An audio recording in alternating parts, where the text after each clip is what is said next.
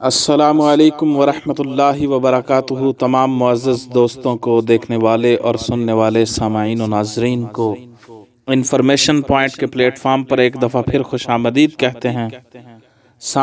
مشہور صوفی بزرگ داتا علی بن عثمان الحجویری لاہوری رحمۃ اللہ تعالی علیہ کا فرمان ہے کہ سارے ملک کا بگاڑ ان تین گروہوں کے بگڑنے پر ہے: حکمران جب بے علم ہوں، عالم جب بے عمل ہوں، اور فقیر و فقراء جب بے توکل ہوں۔ تو سمجھ لو کہ سارا ملک بگڑ گیا، کہ سارے ملک کا بگاڑ ان تین گروہوں کے بگڑنے پر ہے۔